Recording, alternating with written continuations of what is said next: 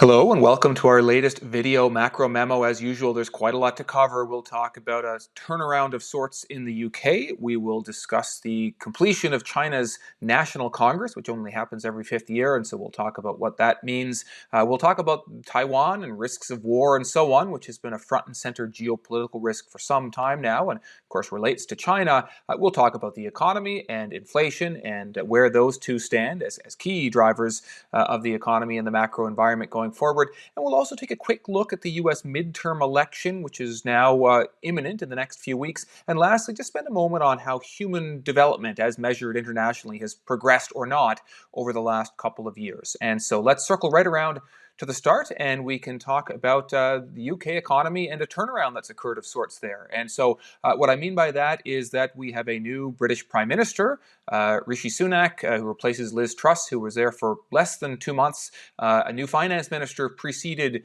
Sunak and is in place as well. And essentially, the prior administration had proposed, in retrospect, ill-advised tax cuts that were set to increase the UK fiscal deficit and debt at a time when rates were rising, and that was arguably not ideal, and simultaneously was set to stimulate the economy when the central bank is trying very hard to do the opposite thing, which was to slow the economy and cool inflation. And so markets weren't keen on that. In the end, it caused the downfall of the government. There is now at least set to be a new government in place, and markets are quite pleased about that. In fact, the British 10-year yield declined by 1/3 of a percentage point on the very day of the new prime minister being announced, and indeed the currency market is feeling somewhat better as well. Now, that's not to say that British challenges are over. Inflation is still higher there than in most places, and there's more interest rate hiking that is needed, and the economy is set to do, unfortunately, worse than in most parts of the developed world. And the challenges include very high natural gas costs, as with Europe, related, of course, to Russia.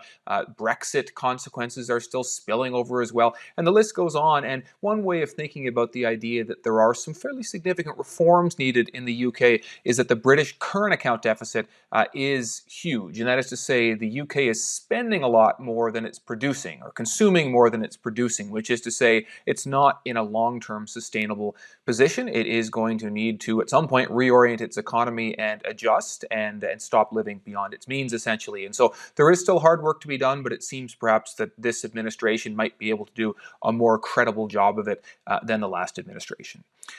Okay, let's move on to China. And so really on two fronts, we'll start with China's National Congress, which is just concluded. Every fifth year, China has this event, and really it's an opportunity for the president to give a speech and for some formal lining up of who's in what position among the most senior politicians in China. And President Xi has been consolidating power for the last decade. He's been in power now for 10 years. At this point, there really aren't any serious alternatives or opponents left, particularly at the highest level in the Politburo. And so he's essentially positioned himself to all but surely be a president for another unprecedented third term, and that will be formalized in March of next year. And in terms of where China's focus is right now, well, it doesn't seem to be the economy, despite some economic stumbles. Instead, it's very much upgrading the military and foreign policy and foreign security, and with Taiwan, of course, very much in focus there. No change to COVID rules, so China is still pursuing a zero-tolerance policy. We think that likely ends in the spring. No change to housing policy. China's housing market has been tumbling, arguably necessarily. It just went far too high, but nevertheless, that weakness isn't being offset in any way. And I should say, and maybe just by virtue of a lack of attention on the subject, but we are increasingly worried about Chinese growth over the medium term. It's quite slow right now. I think that's a given. But over the next 2 to 5 years, I'm wondering and increasingly starting to think that we need to forecast significantly less growth than was once the norm. And you may recall, China's already been slowing for quite some time. It used to grow at 10% a year, then it grew at 8% a year, then 6%. I think absent the pandemic and recent political developments, you might have guessed 5.5 or 5 for the next number of years. But I'm starting to think we need to forecast less than 4% growth coming out of this pandemic. And that is because China's leadership simply isn't focused on maximizing the economy. The priorities are greater control over the population. It's on foreign policy. It's regaining state control over the economy and pushing aside the private sector. And in theory, all of those things actually are not good for economic growth. And when you add on top the idea that China has some housing excesses that will likely take quite some time to resolve, and some demographic challenges, and just the general observation that China is becoming, again, more totalitarian, and that isn't historically good for economic growth, it seems to me that we need to expect fairly limited growth from China. It may no longer be the superpower in a growth context that it once was, and that has repercussions for all of us. China has driven a third of global growth over the last several decades, and it may not be able to do that to the same extent going forward. Let's pivot from China, but not very far. Let's talk about Taiwan for a moment. And so this is simply one of those geopolitical risk discussions. And so inevitably, there are all sorts of problems and risks in the world. And usually these things don't manifest into outright disasters. So keep that in mind as I talk about this. But nevertheless, Taiwan is in play right now. And China and you could say the US are both speaking more aggressively and more assertively about Taiwan. China is still very much intent on a reunification, as they call it, with Taiwan. In fact, the latest speech by the president spoke to this.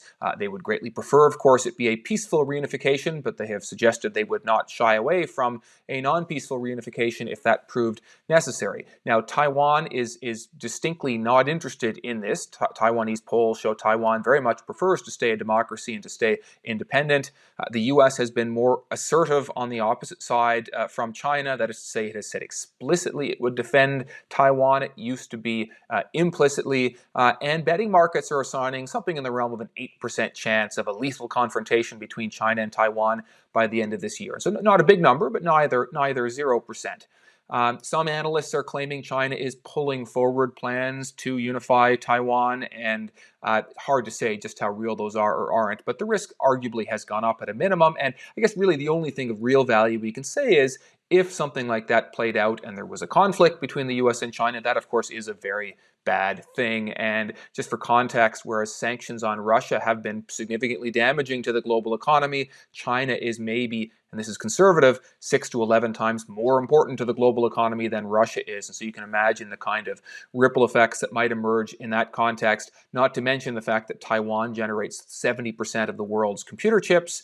and you could imagine global supply chains being quite complicated as well. And so, again, not at all our base case scenario that this happens, but it's a risk, and it's a risk that's higher than it was. And so we need to do a little bit of preloading just in terms of thinking in that direction, at least, and that's precisely what this is. And so you're seeing companies think similarly, and so a greater focus on supply chain diversification and companies looking to open operations in India and other Asian and Mexican and so on locations just in case they were to lose access to their Chinese facilities. Okay, on from there, let's get into more traditional economic domain. And so on the economic front, we've predicted recession for quite a while for the developed world. That's still unfortunately what we are looking for. We've incrementally increased the odds recently from a 75% chance to an 80% chance for what it's worth. So nothing big in terms of changes, but a little more likely as opposed to less. We're still saying a fairly middling depth. I have to say there are very good arguments as to why a recession could be mild. There are very good arguments as to why a recession could be deep. That's why we're calling for a middling recession. They're neutralizing each other, if that makes sense. And so we expect a middling depth recession. And I should admit, we have been actively downgrading our growth forecasts again. That's still a work in progress. That's a sneak preview for me, I suppose. We're still hashing that out on the investment teams, but nevertheless, really just kind of more properly pricing in a middling depth recession. And markets now price in what I would describe as a mild recession, but maybe not quite enough to get to where we think they may eventually end up. I should, of course, say recessions are inherently temporary. We've also said this one could be more useful than most in the sense of it could prove quite central to helping to fix inflation. It could prove quite useful for helping to fix housing excesses as well. That's already starting, I think. And you could argue there's an inevitability in the sense that the economy is so overheated, it has to cool to some extent. Maybe it would be nicer to cool it over a few years and avoid a recession in so doing, but some cooling is needed one way or the other, and a recession would achieve that necessary cooling and getting us back to a more sustainable footing. So I'm not saying a recession should be celebrated, but nevertheless that it's likely, and it may have more silver linings and redeeming values than your average recession. Let's address inflation for a moment. So inflation's still much too high. Headline numbers have been hitting a little lower, though, for the last 3 months, and that's been nice, but you may have noticed central banks haven't felt all that much better about it, and that's because core inflation is still much too high, and inflation breadth is still much too high. That is to say, just a lot of little things are still moving upwards at a rapid rate, and that's likely why Bank of Canada, the Federal Reserve seem inclined to raise rates by as much as 75 basis points again at their next opportunity. We still feel pretty good about the theory behind a turn in inflation, though. We see central banks shifting, we see fiscal policy shifting, we see supply chains getting a lot better, we see commodities, I should say, is my forgotten fourth item, commodity prices getting better as well, and those were the original drivers of high inflation. So we think that we can see inflation come down from here, including core, including the breadth, but we just haven't seen all of that turn just yet. There are famously lags involved, and so, for instance, we've already seen wheat and corn and soybean prices come down somewhat. We haven't seen that in the grocery store. Classically, there's a 3 to 6 month lag, and so we're just waiting for that lag right now. Shelter, similar story, even longer lag. In the US, it's classically an 18-month lag. We can see home prices starting to fall. We can see rent prices maybe stabilizing. There's some indicators are falling, some aren't quite yet. We can see that happening. It's going to take a while before that shows up in CPI. Central banks know that. They don't need to keep raising rates for 18 months because they'll know when home prices are turning and that they are turning. But nevertheless, it's going to take some time to turn this. So as we've said for a while, inflation can, we believe, become less high. We wouldn't quite bet on low in the near term. Central banks have a little more work to be done, but don't think we're into a new high rate environment permanently. There should be some reversal, I think, at a later date. And then let me finish with two quick things here. One is midterm elections in the U.S. As I record this, they're 2 weeks away. It looks as though the Republicans pick up the House of Representatives. It's a debate who gets the Senate. Right now, it's a 55% chance that the Democrats keep it, 45% chance the Republicans get it. Wouldn't say that's inconsequential. It is in various ways. But nevertheless, the main point is it looks like there will be a divided U.S. government, a Democrat White House, at least a partially Republican Congress. So hard to get some legislation done over the coming years. Do note, in terms of items of relevance fiscally in the near term for the U.S., student loan interest has not been paid for the last few years. That's something that was waived during the pandemic and will be reintroduced at the start of next year. It's a $2 trillion market. We're talking about $100 billion plus of interest payments that will resume, and that could have some ripple effect. That could significantly slow the economy. And my last little item, I'm going maybe a little too much detail here, human development indices. So we know the economy has ebbed and flowed and fell in 2020 and rose the last 2 years. It may fall again. Human development measures have generally been more optimistic. For the last generation, they went up every single year. And that is to say, when you look at longevity, when you look at education, those sorts of things, we were still seeing the world getting better for people, even when the economy occasionally went down. That stopped in 2020. We saw a decline in human development indices in 2020 and in 2021, unfortunately. So the world did suffer in a very real way. We've seen a subsequent bounce in 2022, so I don't think it's a forever phenomenon, but let's not underestimate the damage that was done both to longevity and to really educational attainment by the pandemic, and that's going to take some time to dig out of.